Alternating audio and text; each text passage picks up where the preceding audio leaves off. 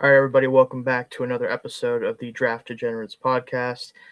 And this one, our post combine discussion and also our first mock, sort of. It's not going to be a full, post combine mock for everyone, but we are doing the South. And I mean the South, like not NFC, just the South teams in general on a 2 round mock. Going to be a lot of fun. Going to get to hit a bunch of teams all at the same time, have conversations about what they should do. We still have players to talk about and prospect rankings to do, so we're not all the way through it. But we should be able to talk about a lot of the potential picks that these teams will be making on our own, like personal rankings and things like that. So it should be a lot of fun, Dalton. But how you doing? Yeah, good. It'll be interesting looking at the South. A lot of these teams are kind of coming off of down years. A lot of them, yeah. See if our draft picks can help the South rise again. Oh, boo. I should put you in timeout for that one. Anyway, before we get demonetized, rightfully so. Anyway, I should have saw that one coming too. That's my own fault for that one. Anyway, no, we're going to do the South teams, including a lot of teams, like Dalton said, that aren't doing so great right now, or were doing pretty good in the case of some of the teams, and then certainly struggled to end the season. I'm looking at you, the Indianapolis Colts, and also Tampa Bay Buccaneers. But we'll get into all those teams a little bit. But we're going to start the show. Got to start talking about post-combine, just general talk about what we think matters, what's going on around the league, what we're kind of seeing is shifting in terms of the draft cycle right now. And in general, I'll start this off the way I do every combine-related conversation. The most important thing about it is the thing we won't know anything about for a while until it starts leaking, and that's medical reports. And we've already seen some when it comes to like Caleb Downs, for example. He's had some questions brought up about his knees and such, but we'll see how serious that really is. But stuff like that matters. Just saw that's been kind of confirmed. Several teams have said that's just not true, that his medical's checked out fine. What I think is going on with that, because it was originally reported by Corey Kinnan. You can check him out on Twitter and other places. I think what's probably going on there is that he was told by sources there at the combine that was going on. Either one, because a team did, or a couple of teams did have that, or some teams are hoping that he will fall if they say that. That's my guess is what's going on. Which this type of stuff happens all the time. There's always guys who are like, oh, I don't know, it might be a red flag. Medicals might be going on, and then it turns out they're fine, and then it doesn't matter. Like, I remember Peyton Wilson a couple of years ago for my Steelers. He was basically like, they were like, yeah, he doesn't have an ACL, and that was true, but it didn't matter because he's just been healthy. It hasn't been a problem for him. Like, even if there is something going on, a team might not think it's a problem, right? Like, there's differing levels of that type of stuff. But point is, there is a lot of that is what's the most important thing at the combine is teams being able to check on that, interview these guys. Basically all the stuff that we don't get to know, which ends up usually with somebody goes higher or lower than we're all expecting. It's almost always related to something like that. So that's, yeah, exactly. Yeah, exactly. That's a good example. I mean, that's an extreme example, but it is a very good example too. Point is, again, though, that like a lot of that stuff we won't know about until probably closer to the draft. Stuff will start getting leaked, all that good stuff. But as far as on the field stuff that we can actually see and know exactly what happened, we'll be talking a lot about that. But Dalton, I'll actually let you get started with that. What's one of the first things you want to talk about in relation to just everything that happened with the combine?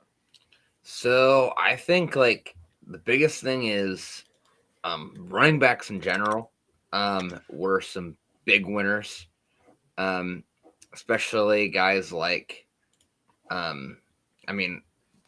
Jeremiah Love just in general continues to move up the board every time he does literally anything. But like 4.3 speed wasn't expecting that. Knew he was fast. Didn't know he was that fast. And also, I mean, the biggest thing from him was watching. Did you watch him do any of the wide receiver drills? Yeah. Yeah. If you just watched that and watched him run, you would just assume he is like a fringe day two. And that's just an extra thing he does. Yeah, it's just something. Again, I think that's why I'm starting to hear, and I don't think these players are really necessarily that similar from an overall style perspective, but you're starting to hear like Christian McCaffrey-esque comps with him, because that's been McCaffrey's superpower, is that even this past year, especially, you saw that, like, yeah, he wasn't as efficient as a runner, and he might not be anymore, but he caught 100 freaking passes.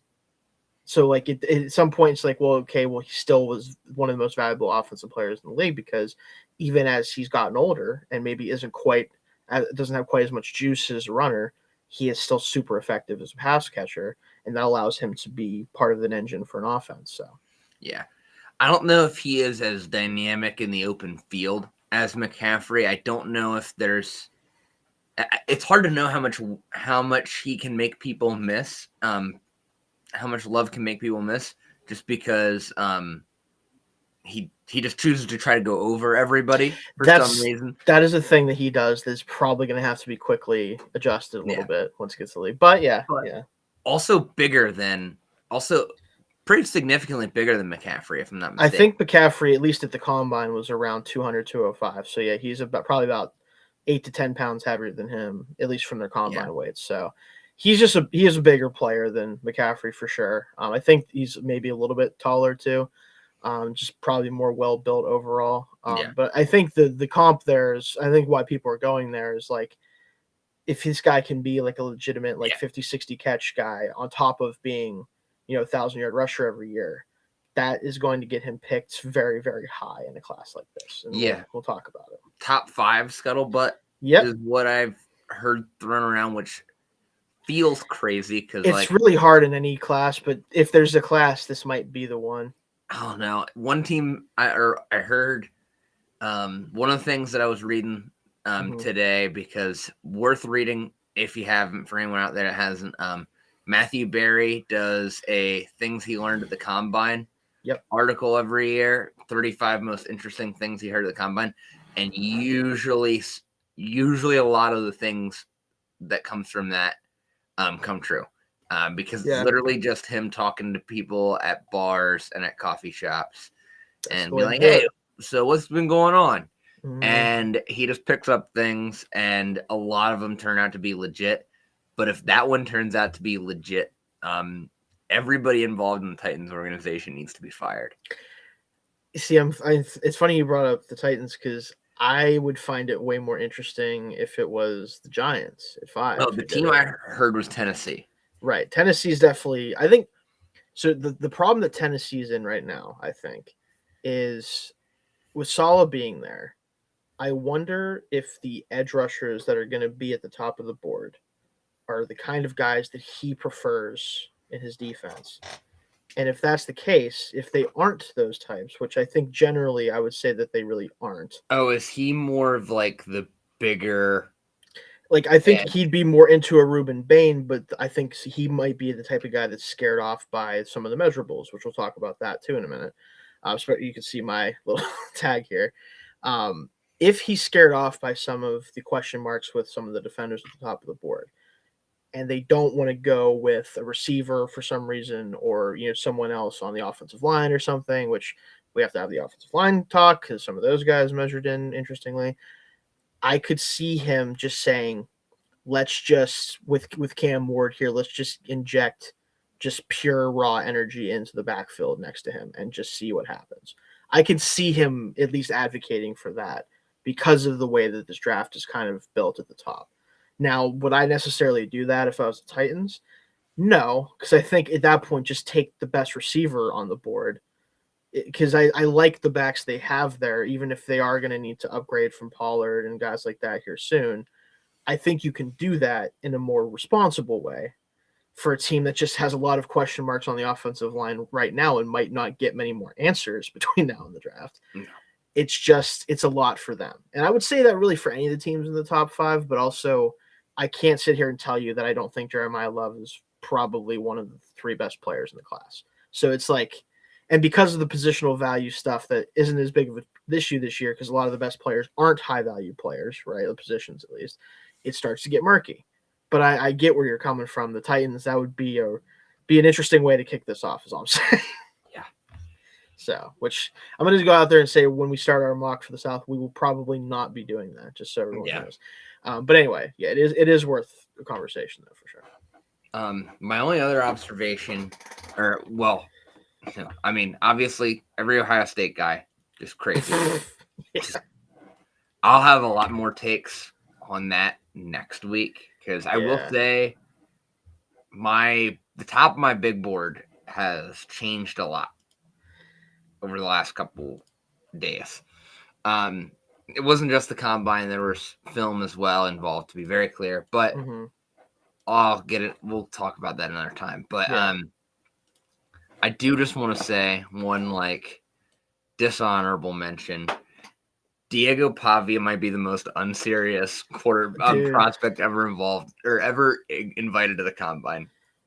What are we doing? Also, dude, you're not running. That's the one thing that you're gonna give you any kind of a chance. Which, if he is not running, I think he is slow. I think he is. He might not be a 4. He might be a 4.7s guy at best. The fact too, if you remember, I think I joked about this on our last show.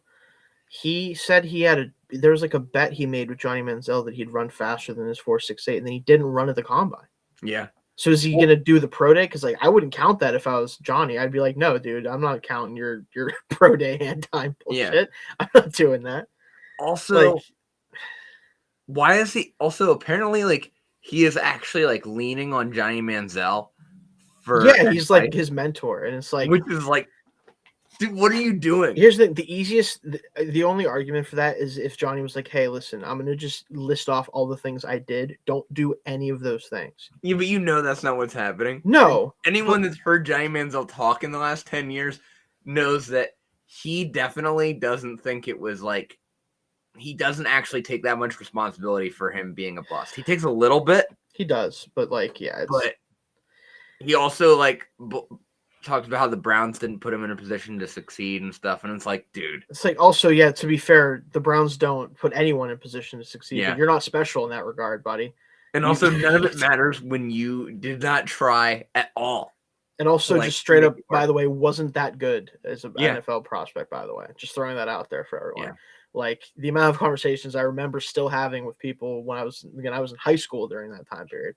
The fact that I had to have conversations with real actual people about do you think Johnny Manziel should go first overall? I'd be like, who? It was a lot of fun. I knew back then, let alone now. So, but still, even saying all that, Johnny Manziel had more talent in his pinky. Oh yeah, Diego Pavia has in his whole body for sure. And it sucks because it's gotten to the point where the jokes write themselves. He's not even making it hard to just get absolutely blasted at every moment. And I just can't imagine someone being a fan of him and having to just go online every day and just get kicked in the nuts basically. Yeah. And it's so funny kind of. Did he even throw? Yeah, he threw. It looked about what you thought it would, it wasn't anything great. Again, the quarterback class is weird. My favorite 2029 receiver prospect, Halen Green, ran a 4.37. No, I'm just kidding. That's mean. He looked awesome as an athlete, which we knew. I didn't know he was going to be maybe the best all-time athlete at the combine in the quarterback position. Holy shit. Yeah. But no, there's been a lot of conversation about him and if he's so athletic, I'm even someone who's not particularly high on him. I am not. I certainly am never going to tell a guy with those traits, especially, to not try to play quarterback first. You definitely should. Now, do I think in 2 years, if you haven't gotten on the field and they don't think you're any closer to being a starting caliber player, do I think if I had his athletic gifts that I wouldn't at least try to play something else? Probably not. I'd probably do that. But you definitely shouldn't be talking about that right now. That's just not fair to him at all. So at the very least, I'd say if in 2 years, if he's not at least a backup. Yeah, if he's not getting legitimate, if he's not getting better and progressing to the point where a team is comfortable him being on the field and playing in a game, then I feel you probably should start that switch. And to be fair, someone else who ran at the combine as quarterback who should do that right now, Haynes King isn't playing quarterback in the NFL. No, that's Taysom Hill. Yeah, that's literally. He better hope he's Taysom Hill is what I'm saying. Some of the throws that he it wasn't even that the throws were inaccurate or anything like that some of the time, but the difference in velocity compared to him and a lot of the other guys was just very noticeable.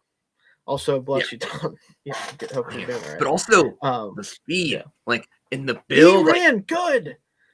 Yeah, he's got a good he can play something else. I'm pretty confident. He Like can't. obviously you never know, but You know who can't, and who I think is the most overrated quarterback prospect in this class? oh I'm gonna boy, say it. I can't wait. Cole Payton. Oh, Dalton, come on, man. What the hell? Dude You're ran killing like me. in the 4.5s. Everyone was talking about how he might be faster than Taylor Green going into this. And Okay, I like, didn't say that to be no, fair, so I heard I people didn't say think that. that. Well, I And mean, they were trying to gas him up, admittedly, because someone needs to be gassed up, and as someone who does have him as QB4 right now, I can't really say anything. So, but I didn't think he was going to run like in the 4.4s. I thought he was like maybe a lower 4.5s guy than he ran, but like, yeah, and that good. He's still very athletic for his size. Don't get me wrong, but like, he's someone I'm still very much interested in. But anyway, I think the thing I wanted to talk about is not just the drills, because again, the Ohio State guys, Sonny Styles especially, like that. I can't wait to. I haven't started watching the linebackers yet. That's going to be this week coming up. I certainly am thrilled to be watching that group because they looked damn good. oh yeah, I forgot to even mention like Rodriguez. Yeah, that's the thing. As soon as I saw his testing, because again, I have not watched this man yet. I'm like, wait, they were saying this guy might not be a good enough athlete to play. Like his tape better show that real clear, because if it doesn't, what are we doing? Like, Yeah, what is going on here? Like, holy shit. yeah. I don't get how he's not being talked about as a top 75 pick. From what I've He, seen on I tape mean, so far yeah, and the way he tested, because like the only thing, and I mean, the production one speaks for itself. yeah, yeah. And just from watching other, like I haven't gotten to his specific tape yet, but watching other Texas Tech guys, yeah, he jumps on. You can't help but watch him on tape all the time. And the only thing that I had heard people were worried about is him not having the speed to play the position. The Well, range, yeah. that's clearly not true. Yeah, or else he was playing a lot heavier than 230 something, which Yeah, if he was, he doesn't have to in the yeah, NFL at this point. He does not have to play it that way, which I don't no, think he was. I think I'll see what I feel like whenever we get to linebackers this week, because again, I haven't watched them yet. But I have a feeling I'm going to be like, yeah, this is a really awesome player. And then it would have been like, well, if the speed concerns were there, I'd get it, but they're not. So like, why isn't he a great? Like, why is he not going to be drafted early then? Like, yeah, that's probably what this is going to come down to. And with Styles, like, also shout out his brother. Holy shit! yeah.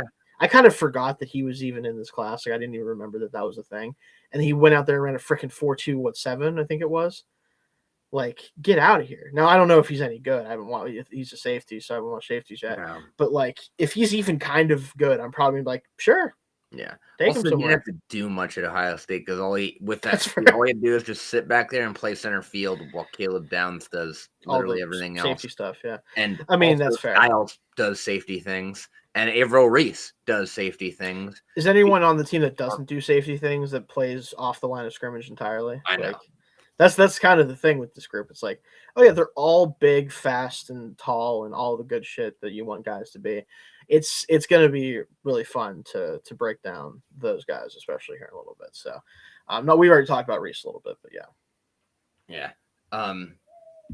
Also, speaking of like some of the testing, Penn State D lineman made some money this weekend. I know the Dennis Sutton of it all. What did we talk about last week? The man's ankles might not have any flexibility. He might not have any flexibility in his ankles. What does he go out and do? Have one of the best 3-cone drills in the entire combine. I just don't get it because like I watched him on film and I'm like, I don't see this type of athlete on film. And that's why like I'm not changing much about my thoughts on him at this point, because I don't like, again, like the tape is what it is in my opinion. Yeah. Like for me. Even if like, yeah, like you could make the argument that there's a couple guys that didn't test very well and it might kind of need to come down just because of the position that they play and how important that can be for edge. But at the same time, like if for the same reason I'm about to talk about like measurements and arm length and all that shit, if I didn't see it as a problem or as a positive on your tape, I don't know if I care that much at the end of the day. Yeah. That's just unfortunately kind of part of it. And that doesn't mean that he can't maybe show more than he did. And honestly, I kind of felt like because he came in, wasn't he under 260 when he came into the combine?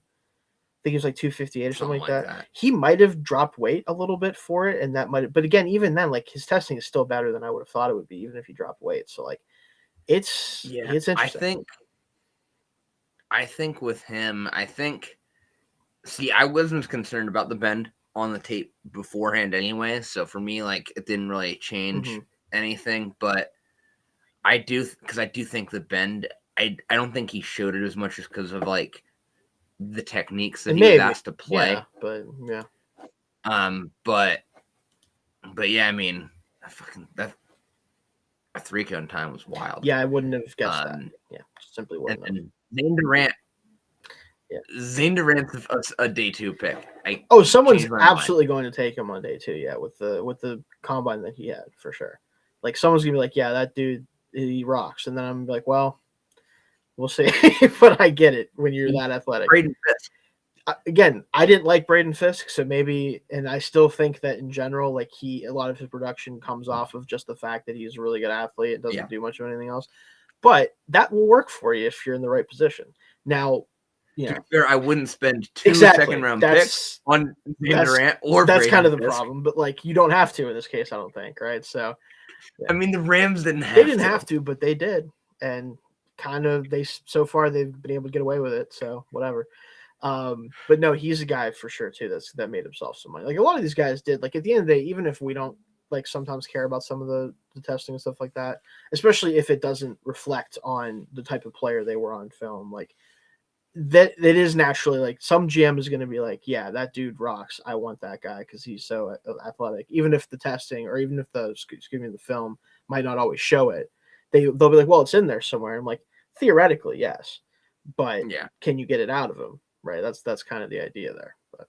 And I mean, this is still like what they base. Like, I mean, these numbers are how a lot of RAS scores get. Yes, and RAS scores we know are things teams pay attention to. Yeah, they oftentimes, especially at certain positions like edge rusher, like corner, a lot of the time, like they tend to reflect some of the best players in a given class. Not all the time, but they can for sure. Yeah, because I mean, when you're talking about a league full of freak athletes, yes, the freakiest of the freak athletes are gonna always be coveted. Like if you have the potential to stand out with athleticism on an NFL field, teams are gonna want you.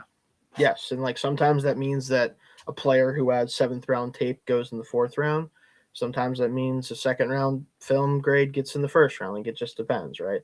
Yeah. And I think there's merit to that sometimes, but I think it just ultimately comes down to like, for example, like I really loved Matthew Golden last year, and I still like him a lot, by the way. I know that the Packers are weird, and we'll see how that works out. But when he ran a 4.29, I didn't change anything about my thoughts on him because I didn't think he was a 4.29 guy. I thought he was more of a high 4.3s, low 4.4s guy. And realistically, on the field, that's more like how he moves, which isn't a problem. But it's just also something that like the testing may have shown one thing, but I don't necessarily think it plays out on the field. That's going to be the case for some of these guys. And it's up to GMs and scouts and stuff like that to parse through that, right? That's the idea of how many of these guys that test super well can translate that athleticism onto the field. And oftentimes, some of the best athletes that come into the NFL just don't have the football acumen to make it work, or they don't have the instincts, or they don't have, whatever. For some of these guys, that's probably going to be the case. So we'll have to kind of see how that plays out. But it's never bad to be a good athlete, let me put it that way. It just can you make good on that athleticism, essentially. So, but before we get into our actual mock with the South teams, last thing I want to bring up, because it's being talked about a lot, as it always is, some of the measurements, specifically arm length, is a big conversation. And with 2 edge rushers in particular, we'll start with Reuben Bain, obviously the more high-profile one. Sub 31-inch arms, which we kind of thought was going to be the case for the most part. But a lot of people obviously saw that number, and it freaks people out, and they're like, oh, no, and all this stuff. I simply could not care less in the case of someone like Reuben Bain because, first of all, not how or why he won at the college level a lot of the time. And 2, he played, admittedly, in the weaker of them, but in a Power 4 conference against Power 4 opponents and really produced against pretty much everyone he played against in his college career. It did not limit him from playing his game the way he plays it. Now, if you want to argue about upside and like certain scheme fits and where he should play, blah, blah, blah, whatever, sure, we can talk about that. but it doesn't change anything for me in terms of his valuation because I think he's just a really good football player. Like it'd be different if he tried to win in the way a lot of lengthy edge rushers tend to win and failed to do so or did so at the college level, but you would have reason to think he won't keep it up at the NFL level. That just isn't the way he plays, frankly. And so I don't think it should affect your evaluation of him, at least that part of it. Now, if you wanted him to run and show he could move well and all this stuff, sure. But like when you are a player of his caliber, a lot of the time the combine is not something that you're going to participate in. We saw that with a lot of guys. So I'm not even going to really worry too much about that. I saw plenty of good movement skills on tape. Cassius Howell is the one, though, that is a little bit scary for some people because it's even shorter. We're talking about close to 30 inch arms period. But he's, again, a player that I think doesn't really try to win with his length anyway either. He is very much a pure speed rusher. He's trying to get the corner on guys. He's trying to force them to overset so he can counter back inside.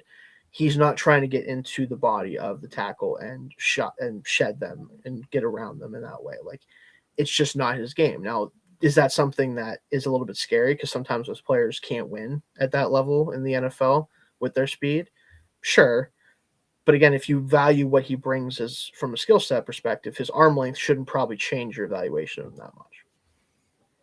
Yeah, I think like the main thing is like he's an outside Howell's an outside linebacker. Yes, he is certainly a 3-4 linebacker type for sure. Yeah. Where I don't think like the arm length is going to be as much of an issue because he's going to get such a head of steam when he is rushing the passer. Right. Bane, yeah, I mean, I think the one thing, because I did watch some tape breakdowns about it, like of the arm length showing up on tape, like, yeah, at the NFL level, your really long, athletic tackles that are good are going to probably be able to use their length to get their hands on him. And, you know, he might not get to the quarterback as much against some of the really well-built tackles in the league that are also talented. Yeah. Because, again, he's still really good. Yeah. But that's not going to affect, like, he's still going to be able to affect the game in plenty of ways. You know, also, like, those tackles tend to do well against a lot of guys. I think a lot of people forget that when it's like, well, certain tackles in the league, it's like, yeah, like the 7 really awesome ones you're talking about. Yeah. Like, yeah, you don't play those guys a lot. And when you do play them with Bane, he has the luxury because of how well he's built and his strength. You could kick him inside a lot more in those games, frankly. And then let him run through the guard, like the face of a guard. And that's the nice thing about him is that he's not necessarily like a tweener in the sense that, like, from a size perspective, but from a skill set perspective, he has enough power and raw strength to survive in the middle of the defense to some degree. So you have the flexibility. So, all right, this week we think that because of the way you rush and the style of tackle, like they might be able to mitigate some of your best things. Screw it. Right. Tough. Yeah, tough. We'll just put you closer to the ball and tell them to figure it out. Like it's that simple, frankly. Like a lot of defensive coordinators would say the same thing. Like, yeah, just throw him in the middle then sometimes. Who gives a shit? Like he's going to just body that dude too. It doesn't matter. That's why, like, I think that conversation now it'd be different if he was 240 pounds and like a guy that couldn't do that type of stuff. I could see that being more of an issue, but I just don't see that being a problem for him. He still needs to go in the top 3 of this draft. Like, I personally think so. Yeah. But like, he's probably not going to now, by the way, if I had to guess. Like, I just don't. If so, I just don't think so. It feels like, I'm sorry, but like there's in my opinion, a significant gap between him and David Bailey, especially in terms of like the ability to affect the game on all 3 downs and actually like consistently win because of the type of player you are. I definitely think that there is. That doesn't mean Bailey can't be an effective edge rusher for somebody, but I cannot see you watching both of those players and what they could potentially do for your defense and say that, oh yeah, Bailey's definitely better. I just don't see it. I know a lot of people do. It is what I don't see it with Reese either, honestly. Well, Reese's problem is he just doesn't actually play any position enough for me to like, and that doesn't mean I don't think he should go really high because he's a dynamic athlete. He'll probably figure out a position and be awesome at it.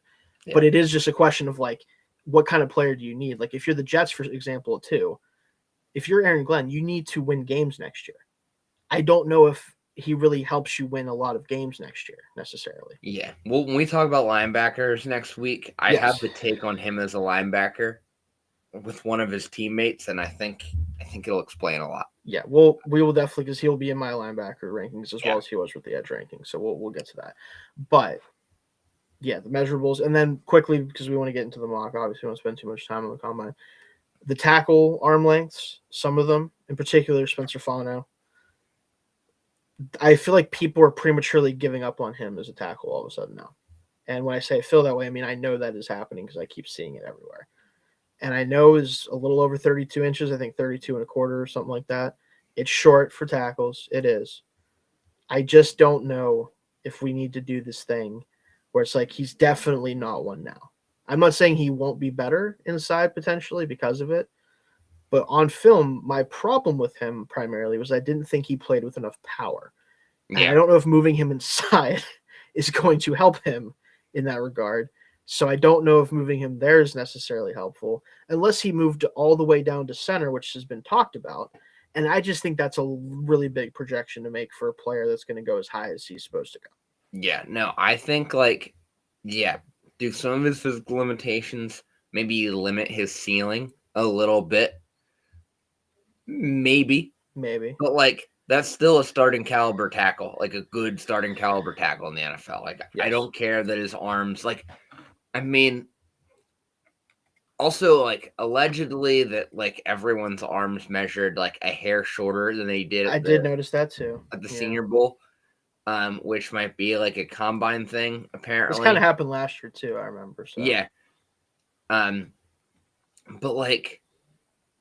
they were 30. They measured at 32 and an eighth.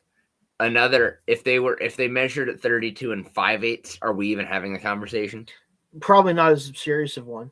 And again, you can sit there and talk about length like when we just talked about it. And it does matter, absolutely, especially more so for offensive tackles, I think, than edge rushers, because it is kind of in a lot of ways a prerequisite to being able to protect your outside corner and your outside edge a lot better, because you can just physically reach the edge quicker and keep your hands on them longer.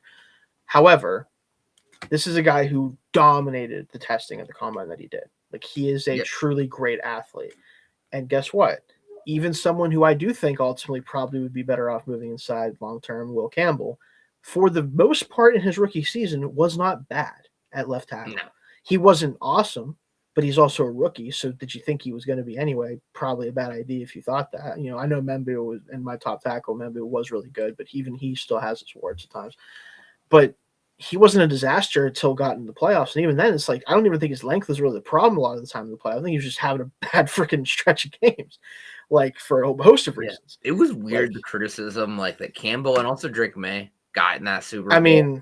I don't think people it's people forgot that the Patriots had no business being in that. Yeah, people quickly anointed them, and they shouldn't have done that yet. And then they got beat, and then now everyone. And they got pissed at him. It's this is a rookie left tackle and a senior quarterback with a coach in his first season with the team.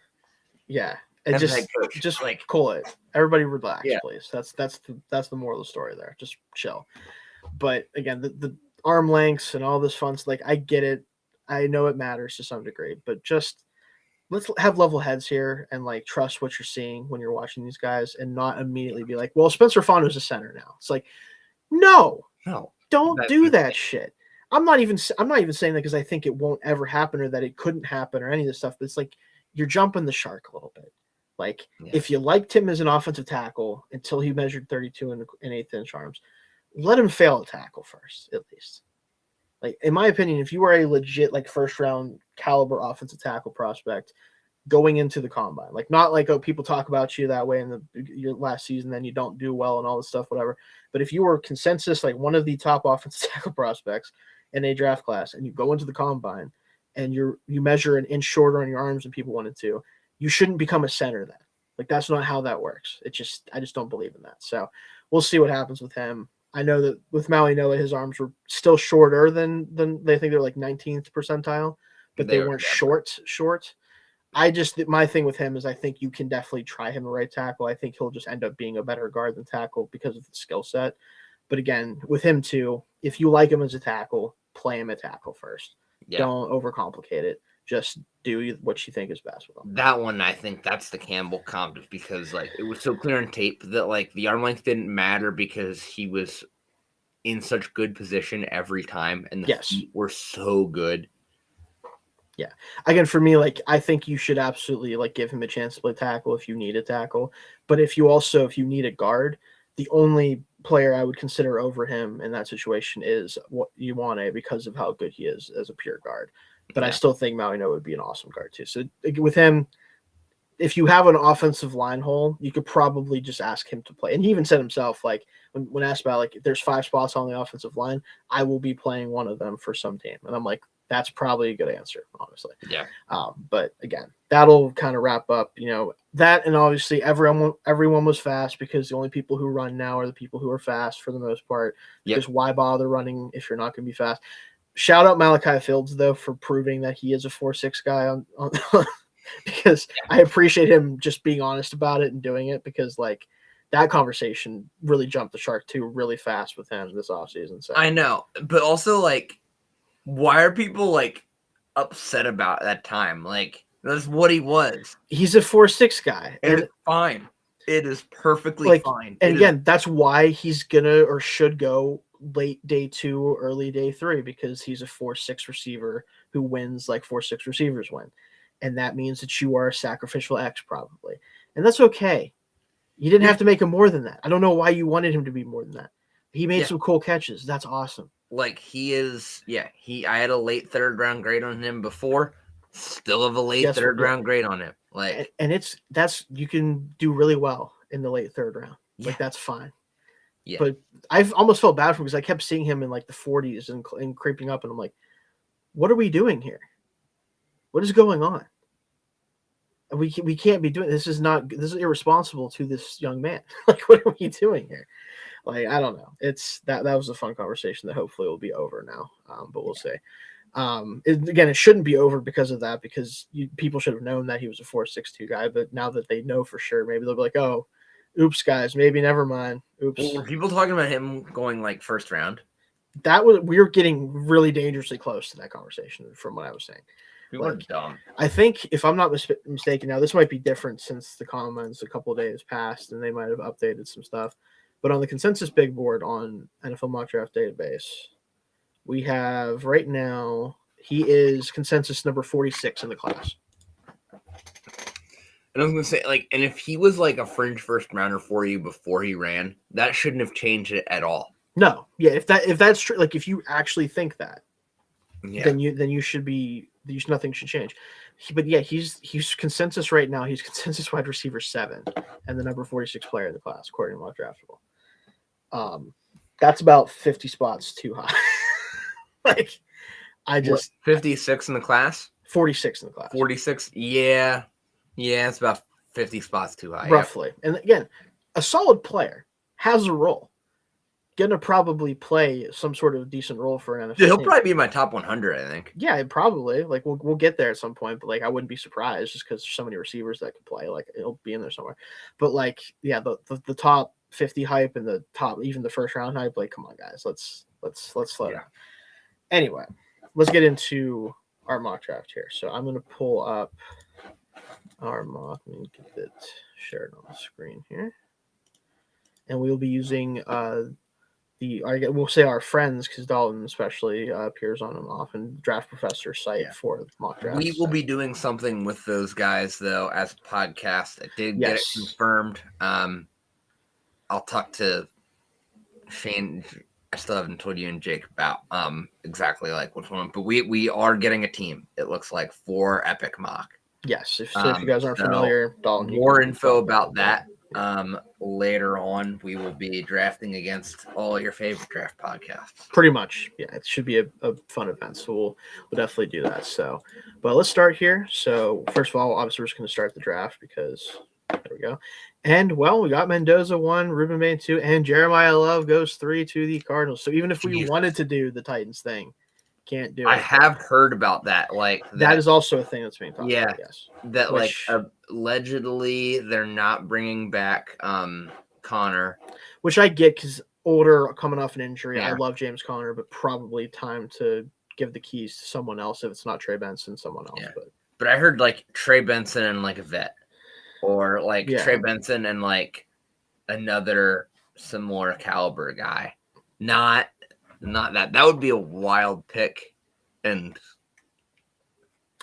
why? Well, hey, Cardinals be doing Cardinals stuff. Anyway, Titans at pick 4. So we have our pick of a lot of really good players here. Arvell Reese, Cardinal Tate, Francis Malinoa, Caleb Downs, Sonny Styles is the popular pick here right now. This is where I am probably gonna like reveal like how I feel about this. But okay. I am sprinting the card in for Sonny Styles before. And I totally get that. I do wish that I had watched him before this for this conversation, but I have not watched any linebackers yet. I've been very busy with multiple things. But I have a feeling I'm going to be right there with you and a lot of other people who have this as a popular pick right now. Yeah. So, I mean, the testing alone tells you how athletic this guy is. Maybe the most athletic linebacker prospect that we have recorded at this point, like have actual recorded data for, especially one who's also good. Yeah. Like, you know what I mean? Like certifiably very good. So I can't really say that I disagree because I haven't watched enough of him to say for sure that I don't agree. So I'm good with doing that if this is what you want to do. I have I'll reveal it next week. Mm-hmm. So teaser for next week. I have a very, very irresponsible comp for him. Oh, I love it.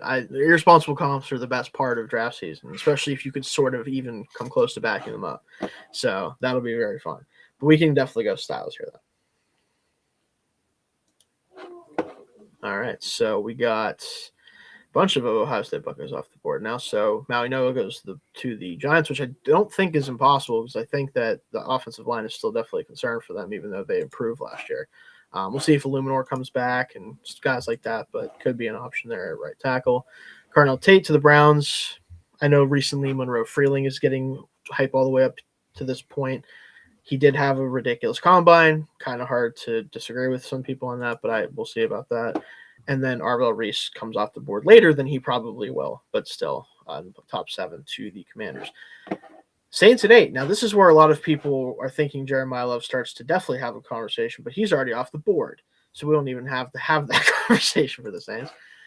For me here, Dalton, I'll start off with kind of my thoughts here. There's 2 names that stick out to me for the Saints specifically. One is Caleb Downs. Just add one of the best players in the class to your secondary. And if you don't want to do that with a safety or anything like that, I think specifically for what Chris Olave already brings you, receiver, I think Mekhi Lemon here would be awesome next to him in that offense. Okay. Those are the 2 I thought of, but let me know what you think. So wide receiver's a little rich for me here. Which I get, yeah. But if it's not, Tate would be the only one I would even like consider here. He's already off the board. Yeah. I don't mind Downs here at all. I also am thinking, big edge, possible heir apparent to Cameron Jordan. David Bailey here could be a very fitting pick. That would make sense for them because they're no longer looking for that like bigger bodied edge. They're looking more for those kind of like speed to power type of guys more so. Chase Young's already on one side. Carl Granderson is there, who's been a good player for them for a long time, but probably want to upgrade over him eventually. Cameron Jordan's going out the door. I do think that David Bailey could make a lot of sense here. I think if you don't go edge, though, like I said, safety with Caleb Downs. Yeah, I don't mind that. I would probably just, again, I haven't watched Downs, so I'm not going to Same, that's kind of the only reason why I was leaning Bailey. Yeah. I don't know. Because with Bailey, like he's gonna get like a top 20-ish grade for me. Ultimately, is where I'm gonna land on him. He's top 10 for me. Yeah, so that's probably why I'm a little bit more hesitant there. But at the same time, like I get the idea of adding another edge to that defense because Downs, I assume, is gonna be a top 10 grade for me at least. I assume so too. So like that's why I'm saying like if I was doing this, I'd probably go Downs because I'm more confident I'm gonna like him in the top 10. So yeah, we'll do that into his little slide here. So just let's recap what we got. So Bailey goes to the Chiefs, which that's fun. He's very different from what they have, so that would be helpful. Yeah. Peter Wood's still going to 10, although I don't know, man. Weighing under 300 pounds and then not testing. What's going on with Peter Woods? What's the deal there? I know, like It's weird. He's a guy that I would have assumed would have like wrecked the combine. He should have, especially if he came in at 298. Like, it's like, you better be here to wreck the combine. Like, why are you doing 8 pounds right now? I thought he was gonna run like some stupid 40 and like do all kinds of crazy shit. But alas, he did not. But he goes to 10 in this mock. Come on, McCoy. My only thinking is, sorry, now I have a weird conspiracy theory. God. Do you think he was worried that if he tested, teams were going to try to make him like an edge? Or a 3-4D end? I mean, at 298, like, he kind of looks, if that's his weight right now, he'd be more of a 3-4 end, like, type. Yeah. But at the same time, like, that might be his best role anyway. So unless he doesn't want to do, I don't know. He's just a weird player to talk about. Like, he ended up being I think, what was our consensus number 1 defensive tackle, I think. Yeah. So I get, like, and that was mostly because I'm like, the athleticism is just ridiculous for a player that was listed at the weight he was listed at. Now, if he's going to be sub 300, the conversation gets a little bit weird as far as alignment and where you want to play him. But yeah. We'll see if he tests it at Clemson, what his weight is, maybe when the pro day shows. Maybe sometimes players, they end up like getting sick before the combine and they drop a bunch of, like, almost every year it feels like somebody has that happen to them. Didn't hear anything about that being the case for Woods, but we'll see what it looks like then. But McCoy goes at 11. That makes a lot of sense. Keem has a door at 12 to the Cowboys. I mean, that's interesting. The Cowboys would get seen. They would. They'd be like, we think he's really good. I don't care what pick it is. Say, all right, man. Anyway. Mansour Delane at 13, that makes a lot of sense. And then Jordan Tyson, of course, the Ravens gets the receiver who, if he was fully healthy, might be one of the 2 best in the class. We'll see. But makes a lot of sense there. The Bucks at 15 here, though. Now, before the combine, Cassius Howe is starting to become a very popular pick here. I don't know, even if I don't really feel that much differently about him personally. I already wouldn't probably take him this high, but even if I would, I don't think an NFL team is going to take him this high now that he's almost 30-inch arms. Like, I don't know if he gets there. So if we're looking at other options here for them, it's tough because, like, they need linebacker. I'm not taking another linebacker right now until I watch them, at least, right? Like, I don't want to be the one to do that. Could a CJ Allen surprise me or someone else get into the first round conversation this time? Maybe. But until I watch them, I won't know. I know Caleb Banks is going to be a really popular name. We talked about him a lot already, too, in our interior defensive line show. There's just a lot of kind of unknown with him, frankly, between injury and other things. Where does your mind go here, Dalton? So I got 2 names to throw at you. Okay. One, if I think Keldrick Falk could be a decent option here. 2, if you're looking for, they're going to need another big body receiver because Mike Evans is probably out the door. But no. They don't have to go wide receiver. No, I was just putting them on the receivers. The guy that just jumps out at me, and they've needed a tight end, it's Kenyon Sadiq. I mean, especially the way he tested, I'm feeling this is a guy that I was having trouble seeing the vision on him being a top 15 pick.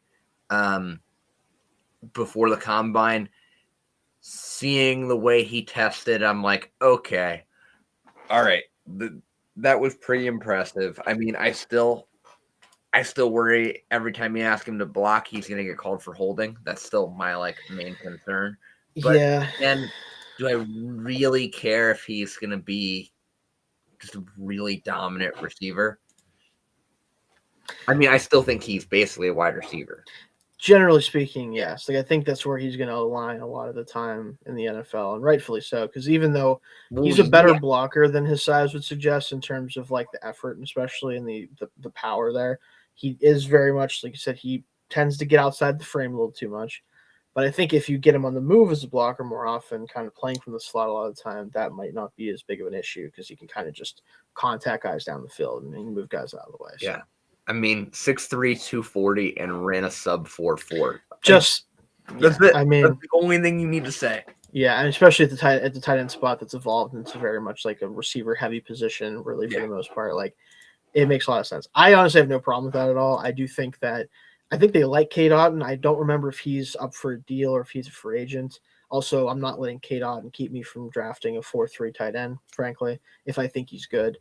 But Yeah. that I could see that certainly happening. No, the comp I'm beginning to wonder for Sadiq is, does he have a chance to be like peak Darren Waller, but for a longer period?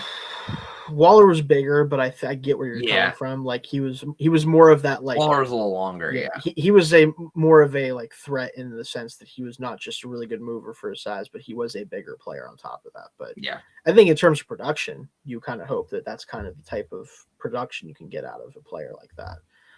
So I have no problem doing it. And again, I personally, Keldrick Falk confuses me because he comes into the combine now 275 instead of 285, so he's lighter, but then he still can't turn for shit because he's still 275 pounds. So I don't know if he can rush the passer at the next level. But now I'm like, well, you're probably not gonna be a full-time 3-4 end if you're maybe you can be, but like you're not going to be a full-time interior player truly if you're 275. Like, what are you doing? Whatever you want him to be. And the nice thing is you have his whole life figured out because he's not going to be 21 until September. But I just wonder, like, what direction is, because I think he's going more of the true edge direction, which, like, wasn't what I wanted him to do. So he's definitely not moving up for me in that regard. But I think if he commits to it, he's still going to be a probably pretty good player as an edge setter, if nothing else. But that to me is a second-round player. So, like, you know, but again, that's coming from my perspective. I know he's probably going to go higher than that. But anyway, I'm good with Sadiq here. We'll go here. We got the Panthers up here. So Boston goes to the Jets at 16. Ironic. Freeling goes to 17 here. Probably closer to where it's realistic for him, but we'll see. And I don't get it with him. I don't know. It's because he's young and a sick athlete, and probably if he clicks, he's going to be awesome. That's what it is. That's really what it is. With tackles, that's usually what it is. 90% of the time for teams. And that doesn't mean he's going to turn out good, but I think that the traits are there at least. So in a class where everyone seems to either be short-armed or not that athletic or not actually tackles, someone has to go high as a tackle, and it's probably going to be him. So we'll talk about that more as we get closer to the draft. And then Avion Terrell, which from what I've seen of him, he's about the most Vikings corner of all time. So I'm not even going to really say anything about that, but we'll get there with them too. Panthers are 19. Mekhi Lemon is still on the board. Listen, Ted McMillan and Mekhi Lemon, if Bryce Young isn't your quarterback at that point, you know he's not. That's my take right away. Yeah, but also we got to like not let him get hit all the time. This is true. And I think, if I'm not mistaken, Ike Ekwonu might miss most of next year with a patellar injury. Yeah. So you could very much make the argument that they should go offensive tackle. And in that situation, I mean, Fano still being on the board here. Like, honestly, I just think in terms of just how the board has fallen. Yeah. Unless you literally don't have a need at any of your 5 offensive line positions, he's a good player to take. Yeah. He's just the value you're getting for him at 19 is just ridiculous. I think he's probably the best player on the board for me by far so far from what I've seen. Yeah. I get that. Yeah. I think for me, like, I do like Lemon a lot. My idea of it is like, if you have Tet and Mekhi Lemon in your receiving core, and Lemon is what you hope him to be as a slot demon, there's just not a whole lot you can't do offensively in the passing game. Yeah. Now, you do still need to protect Bryce Young, and that's kind of the problem with this selection is we don't know if they're going to have the bodies to do that at this moment in time. But, you know, this pick could be very different in a month, for example, right? Yeah. So, like, as it stands, that's a bigger need, theoretically, than wide receiver. Yeah. My thought, too, is, like, I don't know what I can get to protect Bryce Young right away in the second round. I know in the second round I can probably get, I can probably get somebody like Chris Bell or Jeremy Bernard, And we're going to get to find out in a little bit because we are doing 2 rounds, so you'll be able to put that to the test. Yeah. But I agree. I think if we're being responsible about it with their injuries and also just the fact that their offensive line it's been very good over the past year and a half or so, especially, but with injuries and guys up for contracts, you don't know how much of that's coming back. So I think it's worth taking a swing here at Fano. So we will go Spencer Fano here. And we're up with the Texans. So let's just check what all happened here. So CJ Allen goes to the Cowboys. That's actually probably closer to where he should go. So you're telling me the Steelers took Keith Abney at corner. Don't know much about him yet, so I can't even say if that's necessarily terrible in a vacuum. Over really any of like Mekhi Lemon makes it to the Bills. Killing me, guys. What are we doing with that? The Steelers would do something like this. But Mekhi Lemon and Kevin Concepcion go back to back, which I think is very funny. Yeah. I didn't even talk about it. I don't even want to talk about Mekhi Lemon at the combine because it freaked me out, frankly. I don't know what he was doing. He's trying to snake charm all of us from the podium. It was a little bit weird. Oh, what did he do? Have you not seen his interviews at the combine? Like No. his press conferences? You must watch it because he was like doing this like the whole time he was talking. It was really weird. It was freaking me out a little bit. So you should definitely check out videos of it. But apparently he like bombed some interviews at the combine according to sources. I don't know how much I believe that shit right now. Yeah. We'll Also, see. like, I don't care how well my wide receivers interview. No, you simply can't care because all of them are weird, dude. If they're all awesome receivers, pretty much are the weirdest people that you've ever seen. Like, there's a reason why that's the case. It's just there's a reason why AJ Brown will continue to get paid $20 million a year for the foreseeable future, despite being an absolute weird terrorist. Yeah, apparently, just reading books on the sideline, just doing absolute wild shit. Who cares? He's really good, so no one really calls him out on it. Just the most cryptic wide receiver things. It's awesome. Also, a couple things here now. Again, we're using Draft Professor, so it's very much like a very like user-based, like user-generated grouping, and like that's how you get a lot of the players here. I'm just gonna throw it out there. Dylan Thieneman's not making it to 28 now. Not after I haven't watched him yet. I guarantee you someone's taking that man somewhere in the top 20 now that he tested like that. I promise you that much. I just saw his name. I'm like, yeah, he's not going to be here.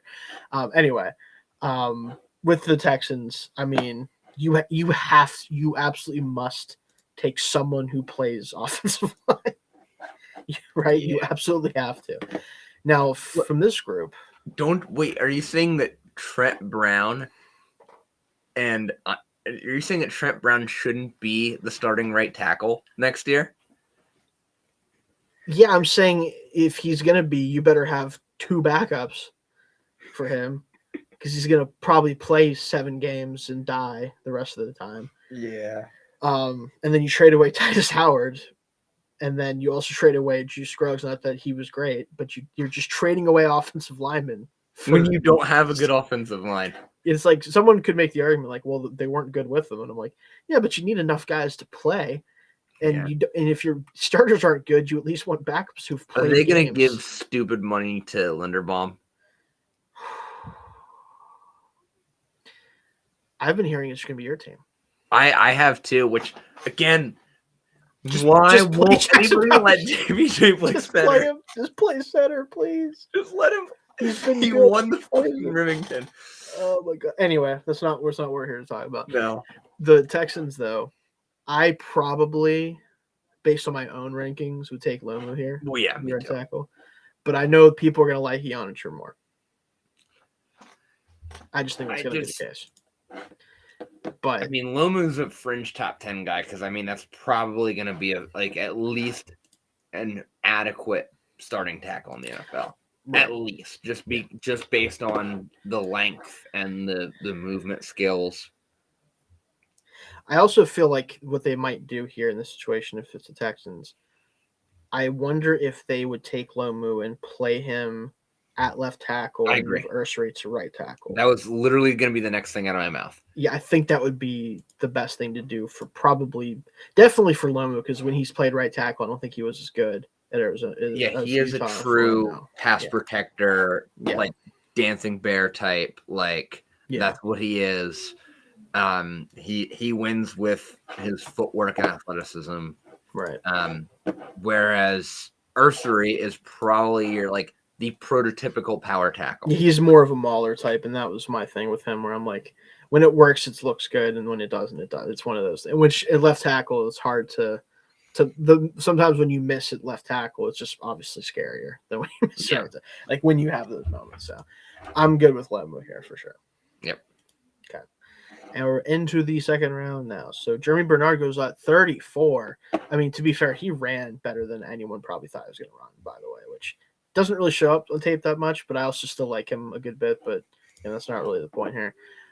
See who all went. Ty Simpson to the Rams. They believe in it. Omar Cooper Jr. to the Broncos, officially a first-round pick in our mock, which seems like is also going to happen in real life. You love to see it, for me at least. And again, the Titans here at 35. So we took Sonny Styles at 4, right? Yes. Yeah. So we have the middle of the defense, the captain of this defense, most likely going forward, taken care of. My mind immediately, I want to check playmaker for Cam Ward, but receivers have kind of flown off the board. So we'll see kind of what we have here. Yeah.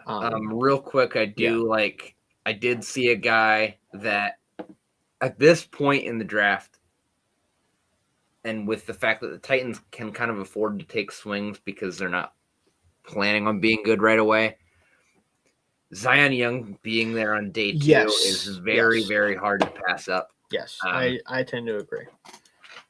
I mean, again, you have to live with the fact that he might not be in the league in 2 years because he might be in jail. But I mean, like legitimately. Yeah. Well, again, you take the risks, right? I think the only thing I would say about that, because I'm a very big fan of his game.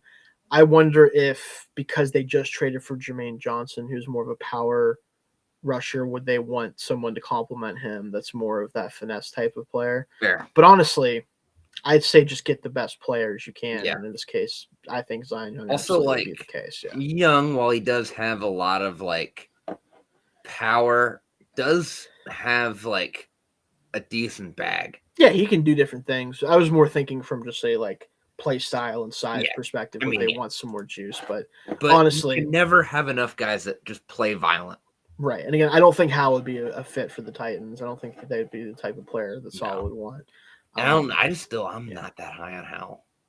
Right. Yeah. I'm just saying in general because he's a name that's going to be in this range too. Probably. I have no problem turning in the card for Zion Young. So. Yeah. What wide receivers are there still? So Chris Brazel, Chris Bell, your voice Surratt is there. Surratt's there. But do we think a little bit too much like Elikayu Manor? I was just thinking that. That was my thing too, because like I do still like Surratt a lot too, but like maybe not the type for them. Like they might want to just target someone a little bit more explosive later in maybe the third round. Like not that we're doing it in this one, but it's probably better for them. Yeah. Bell, if he was healthy, would make sense because he could be that more like explosive play threat as a run after catch guy for them. But I don't know if you want to take a guy coming off an ACL that already has some like kind of questions about his viability as like a real receiver at 35. I don't have a problem with just taking Young here. Brazel would be interesting. Also, Ted Hurst. Ted is early. I'm really excited to dive deeper into him because of how he's tested. Now he's looked at the Senior Bowl and stuff. Have you gotten to watch him at all yet? No, because I've been trying to focus on getting through initial watches for every position. And then I am going to double back and watch just more players at all the spots so I can get closer to my goals. And I've stated is 200 players watched, hopefully. He's definitely going to be one of the first receivers I watched that I haven't already watched. Let me put it that way. So. Fair. Yeah. So he's again with Brazel, it feels like a little bit too linear of a skill set to take at 35 when you probably can just get a much better football player here. And we just saw that with Young. So I'm good with just taking him. Yeah. And we got the Texans up again with the second round pick, which I believe was part of the to the Raiders. Ooh, 36. You guys could use it. Who did they take in the first round? The first round? I'm kidding. Guess what? Anyway, be funny if they didn't though. No, I think that this is the second round pick from the Larry Tunsil trade that the Texans got. Yeah. So they're going to be using that are they going to take more offensive linemen? Maybe. No, I think Caleb Banks still being on the board with the way he looked at the combine is a little surprising, honestly. Yeah, and the Texans, if I remember correctly, did have some trouble with the run at times.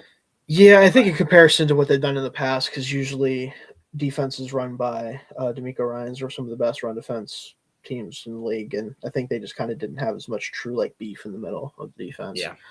Which Banks has Banks, beef. yeah, he certainly does. I don't know how great of a run defender he's going to be. No, with his size and his lack of leverage might be a little bit of an issue. But then again, he's probably going to he's not going to play in the middle of the like he's not going to be the nose tackle for someone. So he's certainly an option.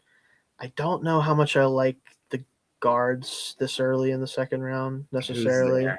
Basantis, Dunker. I mean, not that I hate it. I'm just saying, I don't know if I love it necessarily. I don't know. Dunker just, he feels. I'm just in love with him as a prospect. He feels like a Texan a little bit too. I'm not gonna lie. I don't know. That guy just. I really have trouble believing he's not going to be a really, really good guard. Now, he is only a guard. I think if you try to play him a tackle, you're wasting your time. Yeah. At best case scenario, he might be a starting caliber tackle, but it's you're almost certainly getting a very good guard if he works out. Yeah. I think the problem with Dunker ultimately is he just doesn't move as well as the tackle needs to move, especially laterally.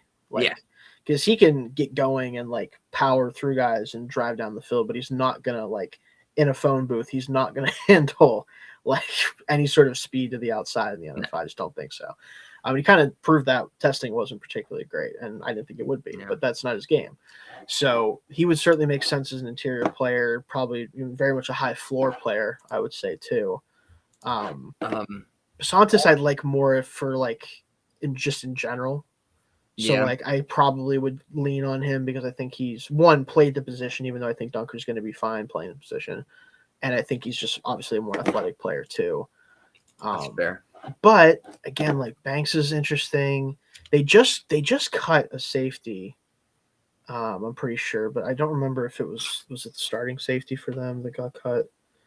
Because they have what's his name? Emmanuel McNeil-Warren still on the board? He is. I'm pretty sure because I think he's not as hot. Yep, he's here. He would be a great fit next to Kalen Bullock for sure. Yeah. So would AJ Halsey. Again, I haven't watched the safeties. I don't know where I land on those guys, but I know I've heard a lot of good things about McNeil-Warren. Me too. I just keep sharing. He's getting a lot of first round hype, which in this mock he's not going there, but not far from there. Yeah. I don't think tested great. I think he tested good for his size, but all the safeties were insane, so he kind of just didn't look particularly great. But at the same time, do I really should we even really care though? Because all the players tested good, it seemed like. So. I mean, ran a 4.5 40, so he was relative to the safeties, not great. And relative to the other ones, but he's 6'3", 200 and something pounds. Yeah. So that's still moving for. It's fine. For a guy his size, I'd be happy with that. But I think probably if it's not that Lee Hunter even as more of a true nose. Oh, Lee Hunter still on the board? He still is, yeah. Yeah, I like him a lot. I think if we're gonna go interior, I'd actually go Hunter over Banks for the Texans specifically. Yeah. No, I had Hunter ahead of Banks anyway. I do too, but especially for what the Texans probably are looking for, I think that Hunter's probably a better fit. I think if we're not going to double up on O-line, which we have another pick with them later, so we can always do that then too. Yeah. I'd probably go Hunter then. Hunter's fine. All right.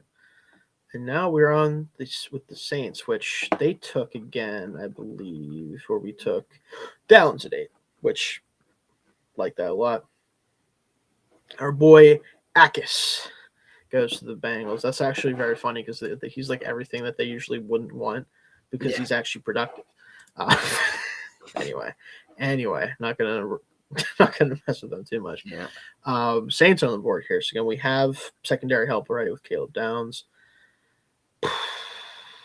Receiver could be a fit here. Yeah. Who's available wide receiver? A lot of guys still. Ted Hurst, or Brazil are interesting.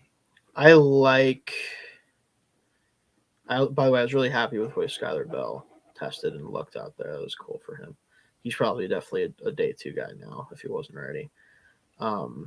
Hurst would be fun. He definitely would give you a little bit different of a flavor than Olave. Both are more vertical field players though a little bit, so maybe you could have that conversation.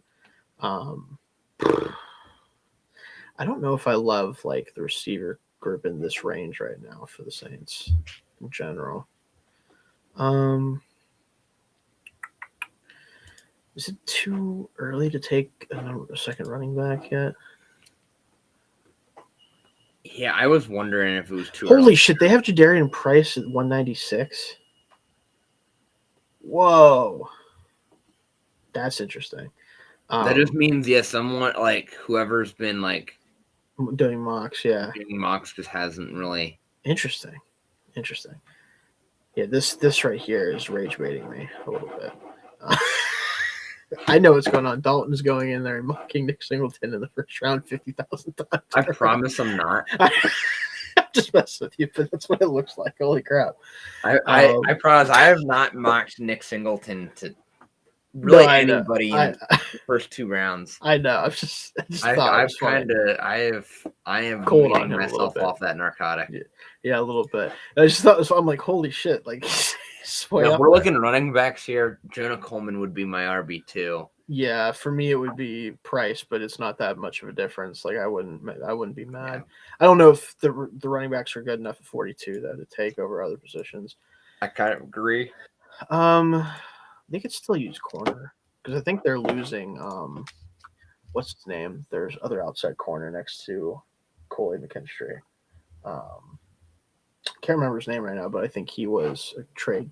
Alante Taylor, I think, is who is hitting for agency. So Colton Hood makes sense here, I think.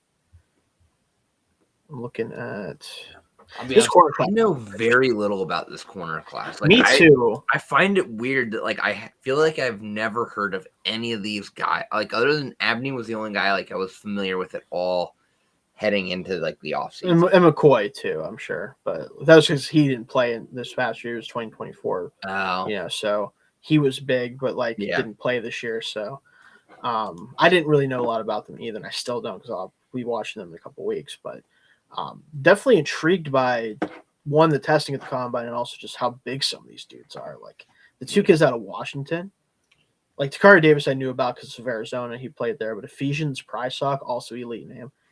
Both of those dudes tested way better than I would have thought they would have just based off the profile. But D'Angelo Pons apparently had a good combine. He did. He didn't run, but I mean, we know he can. We know he can run. Speaking of him, he hasn't gone yet, has he? I don't think. No, he's at 142 for them. I'll tell you what, that dude's going on day 2. Yeah, I'm good. Not only day 2, but probably second round. Let's push him up. Let's push him up one. I actually like that too because I think he could play a little bit of inside outside for them. So yeah, and that get like I feel like the versatility then when you have him and McKinstry. Yeah, like that's 2 guys that are both guys that like you pick your matchups and you send them out there.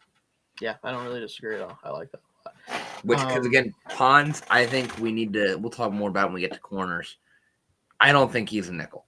I think this is very much like a Meek Robertson where, he looks like a nickel and he can probably do that okay, but like that's an outside corner. That man has the mentality of an outside corner. You just need to protect him a little bit.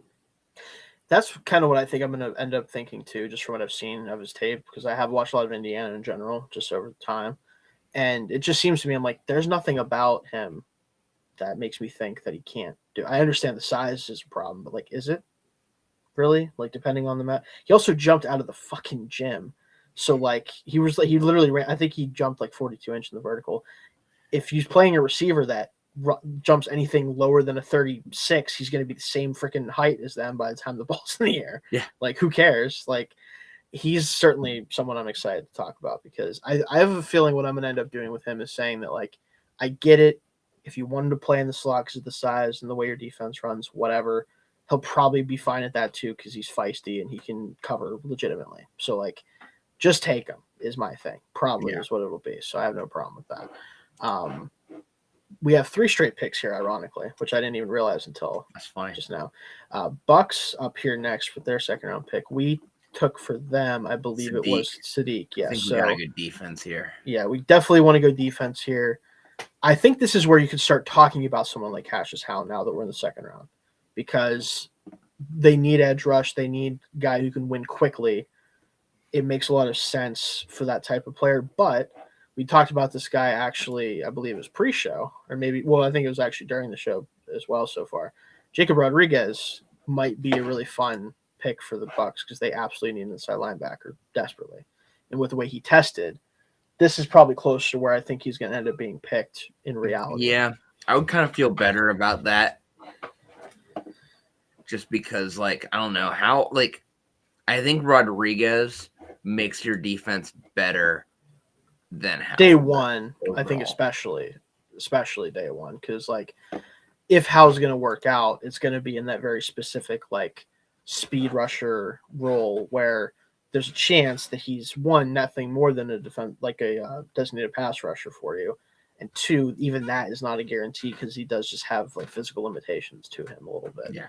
Rodriguez proved at the combine, at least from an athletic standpoint, shouldn't have a ton of limitations, if any, and his production is off the charts. And obviously, I haven't watched him directly yet. I know, Don, you started watching a little bit. I think this is close to where he ends up actually going. Yeah. I mean, people forget, like, the production for him. Like, it's people were talking about him being a Heisman candidate at one point. Yes, like ridiculous levels of ball production, specifically with interceptions and forced fumbles, and it just don't see a lot of seasons like what he just had. So I would be cool with that. I know some linebackers on this board are ranked ahead of him. I have not watched enough of any of them to make a super strong opinion of that. But this guy feels like, from what I've heard of him, very much a Bucs linebacker. I got to go back and watch Golday because I never got the hype on him. Well, hasn't he played like a weird, like, kind of almost like on the ball type of role at times for Cincinnati? Where he was like a fringe like edge rusher. I think actually, because I had to watch him earlier in the year. Mm-hmm. Yeah, he's just a weird, like, he is a will edge tweener in all the worst ways. Oh boy, I'm curious how I feel about him then, because he's got a lot of hype. Because, like, he's gonna be a will linebacker at the next level, but he's a 6'4", 240 will linebacker. That's interesting. That's a little odd, and I just don't know if he's gonna be able to move well enough to, like, actually do the linebacker things, and you can't put him at edge. Gotcha. I'm very curious how I think, because again, he's been hyped a lot from what I've seen, like as a potential, like, back end of the first, early second round player. When I watched him, like, going in, like, for like a week 3 show or something earlier this year, I had a 7th round grade on him. Ooh, well, we will have to see how much that changes. No, yeah, I'm sure it'll change for probably. But sounds like a guy that may be watching later season games when he's played that position more. I mean, I was mostly watching last year's tape too. That's I'm sure that helps with it a little bit too. Yeah, I'm good if you're good with Rodriguez. I would rather take a shot there. And we're with the Colts now at their first pick. Well, this one's interesting because they obviously traded their first round pick this year and next year, I believe it is, for Sauce Gardner, which, if the quarterback didn't get hurt immediately after that, might have been okay, but now looks like very treacherous. Let me put it that way. This pick is very important. I think, to me, I don't know about you, they need, and I mean need, to actually be able to rush the passer, and I don't know if they can get somebody who can do that here necessarily. Yeah, I mean, Josh Josephs would be the guy I'd be interested in here as an edge. But is Ty Simpson still on the board? He went 29 to the Rams. Interesting. Now, you could do the big, tall, fast guy thing again, but much later than they did with Anthony Richardson. Taylor Green here. I would say no. I would simply veto it as the person who actually gets to. If they took Taylor Green here, I'm assuming Jim Irsay is back from the dead. Which you never know. I'm not going to rule it out. Drunk zombie Jim Irsay. That's a movie. Also, Colton Hood being on the board this long, for as much as people seem to like him, makes me feel like he should be considered here for sure. I sort of like our Mason Thomas enough here, but not really. Here, when we talk about pass rush, Yeah. is it too early to go Zane Durant here? I saw his name probably In the defensive line. Yeah. Here's my thing. If you're asking me, yes. If you're asking me if some team would do this, of course they would, because he was fast and explosive and he looked cool. If you're just asking him to be a pure pass rush D tackle. Right. But again, like I'm not going to take that player at 47, but also a team would. The Rams just did it 2 years ago. And then not only did they do it, they did it like twice essentially by giving him 2 second round picks. I mean, that's still one of the most puzzling draft moves I've seen in a really long time is goofy giving stuff. up a second round pick. Yeah, like if we're gonna take a defensive tackle, I'm gonna take Christian Miller. That's fair. But that's because like he's an actual like defensive tackle who might also be able to rush the passer a little bit. Yeah. But like, I don't necessarily believe in his ability to do pass rusher things as much. Right, but I think at least he's an actual defensive tackle who then also might be able, like, you know what I mean? Yeah, that's fair. So I think Joseph's would probably be a little higher for me. Okay. Like if we were going D line, I think that'd be my top pick. Gotcha. So I'm willing to defer this one because I don't have a strong feeling. I also know that for me, Joshua Josephs is not someone who I would be drafting on anywhere close to this, but I know you like him a lot. So gotcha. I'm okay with doing that because they do need someone to rush the passer. If this is who you would be, I would, if I had to choose here, it'd be our Mason Thomas. But I get the idea of like just an edge rusher in general here for them. Yeah. So, but yeah, I'm good with that. Which, speaking of edge rushers, ironically, the Falcons need an edge rusher despite taking 2 last year because one of them, he went a little screwy, guys, if you haven't seen. So, RIP Falcons first round trade up last year. Do they have to just take someone to play edge, or are they going to just pretend that it's okay and not do that because they would be essentially spending like 4 draft picks on one edge rusher, or if realistically, because you already don't have one of them now, pretty much. So you'd be using this pick to try to rectify that, which would be kind of funny. So just the way the Falcons set picks on fire. That one was like not even like if we're not have but like they've also purposely set so many picks on fire. Yeah, like very much getting close to that with Michael Penix, unfortunately. What is the most irresponsible thing we could do with this pick? That might be the best thing we could do. Taylor Green? Taylor Green would be fun. What if we if we took a tight end despite them I think they did something with what was it? Did they tag Kyle Pitts? I'm pretty sure they tagged him. Oscar Delp. Oscar Delp. No, what we should do is we should take a running back to be the backup for Bijan because they're letting Tyler Algier hit free agency. So they have to draft someone for behind him. That would be funny. Should we go O-line here? In reality, maybe. Blake Miller. I would like that. I'm going to look at my O-line rankings again. Because I don't think they're interior. Do they have an interior need right now? I don't remember. No, but tackle's not great. Right? I didn't think so. At least not like McGarry, I think, was hurt all of last year. Yeah. And then what's his face? Matthews can't be. He's got to be close to hanging up, right? He's in his 30s somewhere. I think my top tackle would be is Shelton still on the board? Shelton. I would guess that he is, but let me see. My top 3 here would be Shelton, Isaiah World, and Caleb Tiernan. Shelton must have went because I don't see him unless he's way down. Unless did they maybe move him into an interior player for some reason on here? No, he must have gotten picked. I didn't see him get picked, but maybe he did. Let me make sure. No? Wait a minute. Are we being played right now? Drew?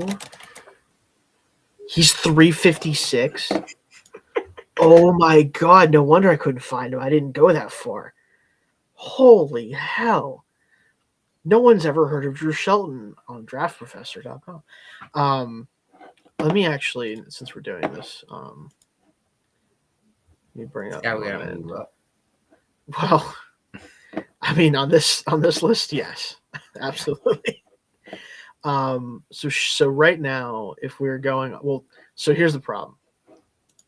If we're going off of my rankings, and I actually haven't moved off of this yet, and maybe I will, but I would take Markel Bell because he's my number 2 tackle in the class.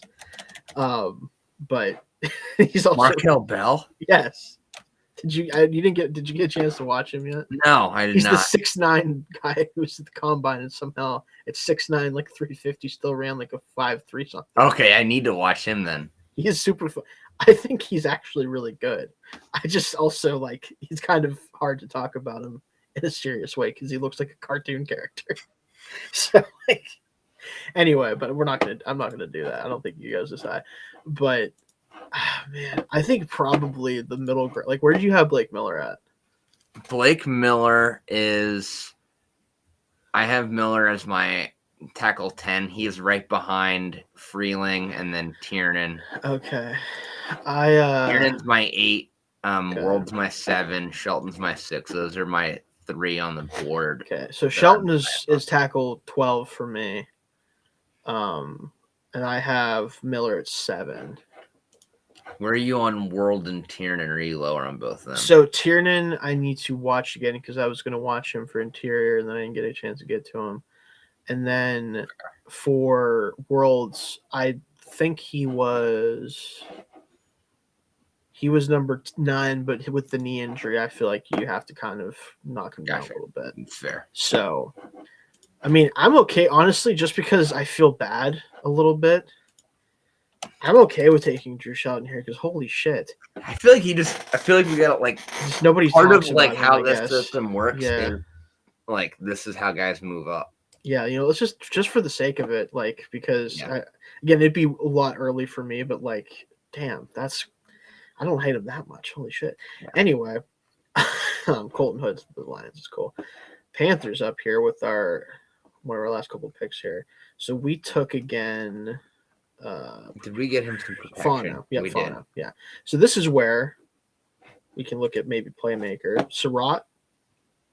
Yeah. Could be fun for sure. Branch, just because like he'd give you a little more speed to pair with. Yeah, he could be more of a gadgety type for sure. He also Brazzle would still be. I mean, it'd be a lot of the same. Be more vertical stuff, but at the same time, like. But Tet doesn't have to be your vertical threat. He doesn't have to be, yeah. So that would maybe free him up a little bit. Are they the team that takes a chance on a Chris Bell to be kind of what they wanted? What's his name right now? I can't remember. Kid out of South Carolina they drafted before. Xavier Legette. Yeah, Legette. If maybe be more like what they wanted Legette to be, is that like catch and run threat and speed guy. Like I can see that them being the team to take a chance on him. Man,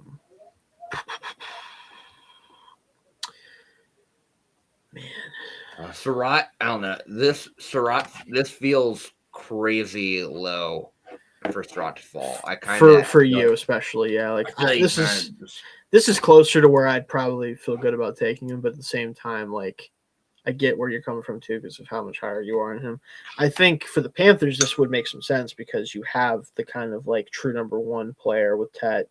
You have a really complimentary number 3 type with Jalen Coker. Surratt could be that like possession threat guy who also better after the catch than you would think as well, which helps him a little bit. And like if he gets true one-on-ones, his route running is going to be an issue. Yes, especially with that element of it too. So I'm good with that, actually. Get him off the board. And then Cassius Howe finally goes. The Eagles would take Cassius Howe, and then he'll be good, by the way, if that happens. For sure. Oh yeah. Keelan Rutledge to the Steelers. I like that. I have to watch more of him still. And then the Jaguars finally make their first appearance because they sold the farm for Travis Hunter and are finally doing the thing that they're supposed to do. I don't know if you saw that, Dalton. He is playing corner with some receiver. Yeah. Now. So might actually work out because they're doing the right thing with him. I think right off the bat, my mind goes to AJ Halsey to play safety for the Jaguars because I know that's kind of a sore spot for them right now. Yeah. Now, I'm pretty sure it's been pretty picked clean. Yeah, I was going to say linebacker would make sense if Lloyd leaves in free agency, which it sounds like he's going to, but the linebackers have kind of been picked over, it looks like. Yeah, I'm not feeling Harold Perkins. No. Be gone. No, I was kidding.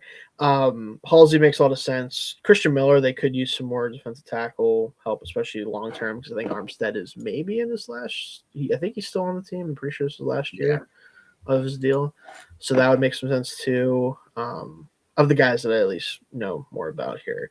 Anywhere you're leaning with this one? Yeah, I mean, I don't mind D tackle. Yeah. For them, I think there's a lot of talent on the board here at that position relative to big citrus.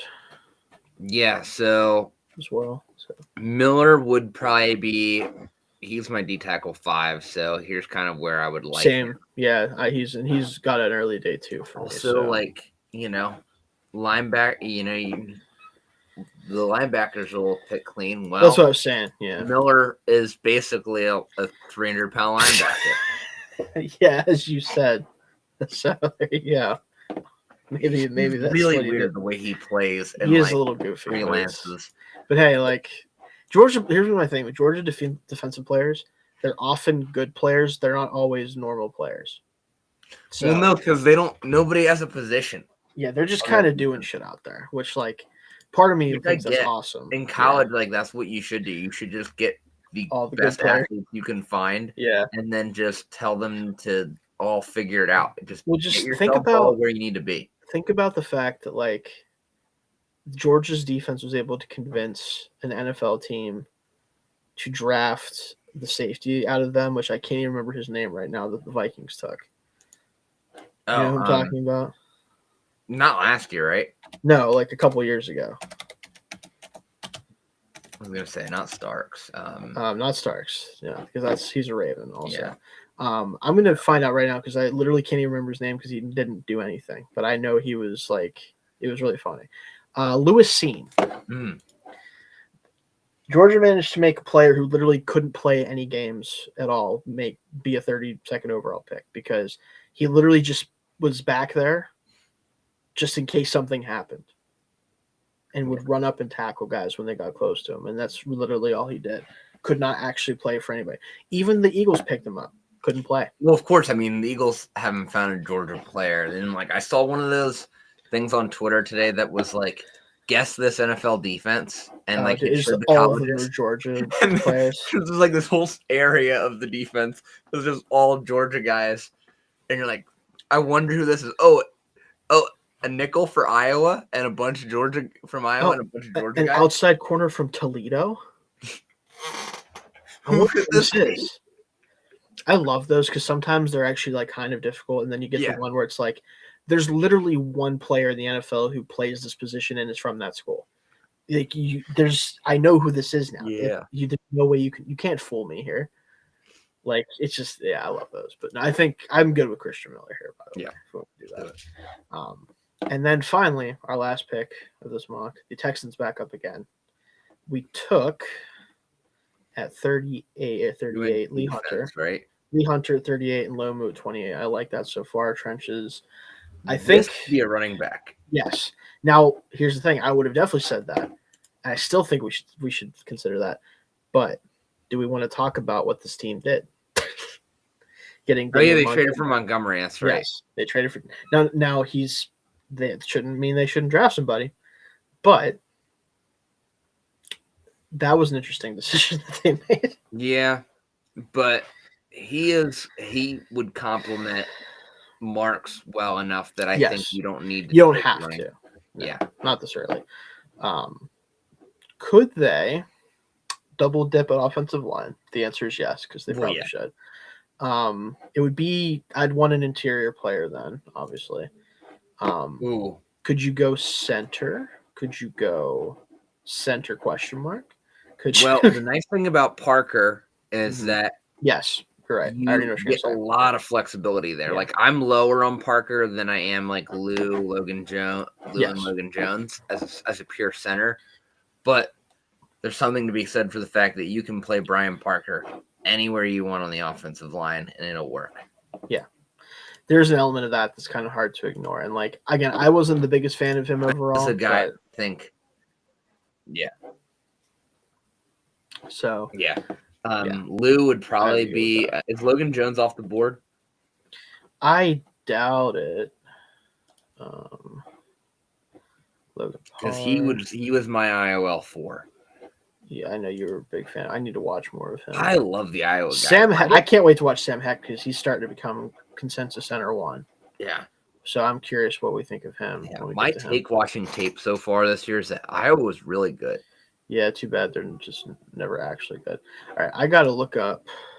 Well, Logan. I mean, they're always okay. They were beating USC away from being like legitimate, having a legit shot at the playoff. And also, like, I mean, they gave everybody a run. They gave USC a run. They gave Oregon a game.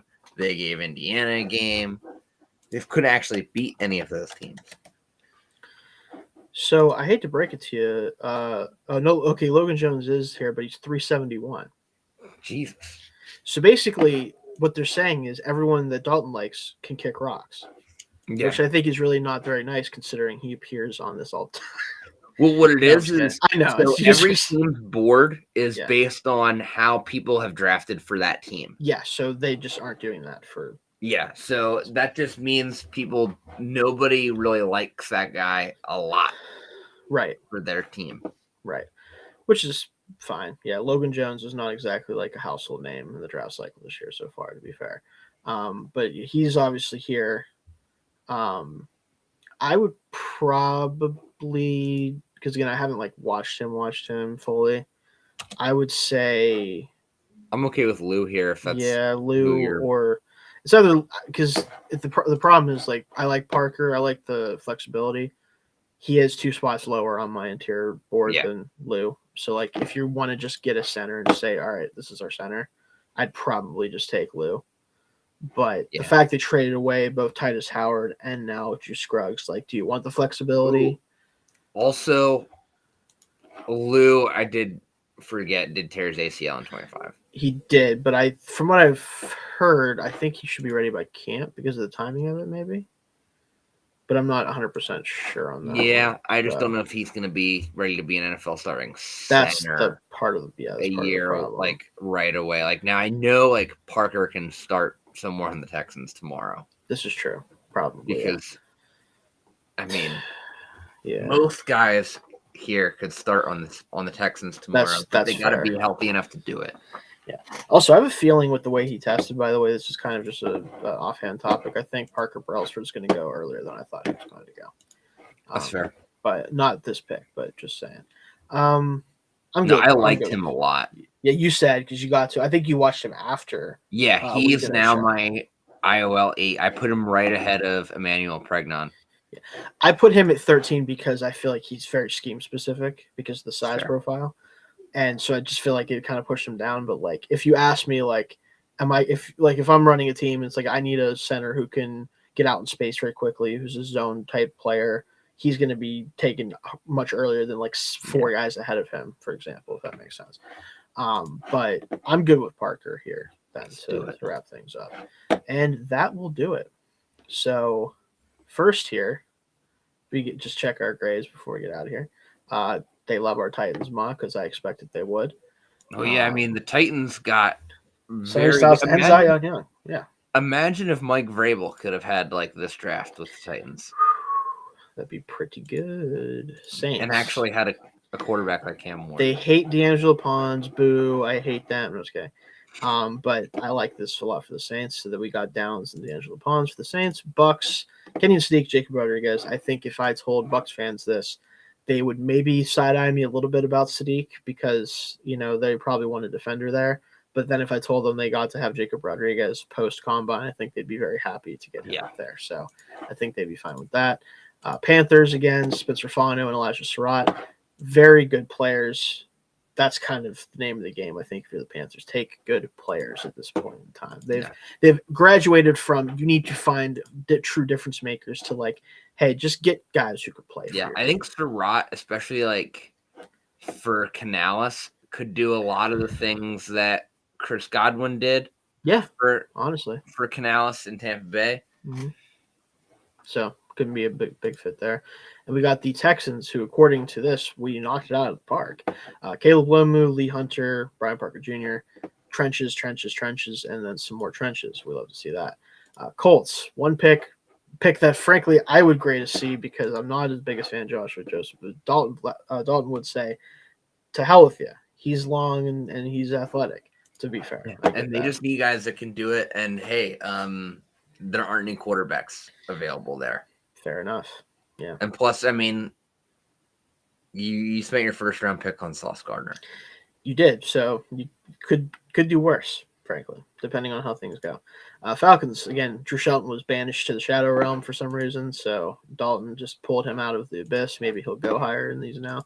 Don't have a problem with that. And then the Jaguars with Christian Miller. So all in all, I think we did a pretty good job for these teams. I know with the Falcons one, like, at least from my perspective, and definitely this thing's perspective, took a big swing here. But I do understand the rationale behind that one too. So, but yeah, I think that was definitely a good exercise. We're going to try to do this for the other directional. Again, I'm calling this our directional mock drafts because I don't want to do each division because we don't have time for all that stuff unless we did 2 at a time anyway. Might as well just do the directional ones. So we'll see more of these later on in the draft process. But all right, let me get out of here. But yeah, I think it was a good exercise. Like doing that, especially once we get, because I'm going to try to save the rest of them for once we're through our positional rankings at least one time through, and then we can start focusing on rewatches and watching guys we haven't seen yet, all that good stuff. That's when those will be really interesting. So yeah, I think definitely after the combine, it becomes a little bit easier to do. I think we're slowly getting there. I mean, I know personally, my big board, I think I have a decent idea. Like, I think I could, other than corners, I think I could rattle off a top 50 big board and get decently close to where I'm going to actually be at with everybody at this point. But yeah, I mean, we're getting to the end. It's crazy how quickly this year is moving along. Yeah, it's going to be interesting. So this time next week, we'll be doing linebackers. Definitely excited to jump into that position group for sure. Doing our top 10 guys. I'm going to try to watch at least around the same amount of guys that we've watched for other positions. And I know linebacker, as good as it's supposed to be this year, probably starts to drop off pretty quickly just because it's linebacker. But we'll get a top 10 in for that. And then I want to, in a row, bang, bang, bang, get linebacker, corner, safety off the board, get those initial watches in. And then that's when we'll start transitioning into some other things like the directional mocks and some other fun projects. And then our last show, as it was last year before the draft starts, is going to be our big boards. Now, I have to talk to Dalton and Jake about how big their big board is going to be, obviously. And how much of it we're going to show on like the last show before the draft, but we will do that show again. And that was definitely a lot of fun last year. So yeah. Also, one last combine tidbit that I just remembered because I was looking at the linebacker list. I remember this. So Xavier Sorey, right? Coverage linebacker from Arkansas. Yes. I would might get honorable mention next week. We'll see. Mm-hmm. Had the exact same 10-yard split in the 40 as Zane Durant.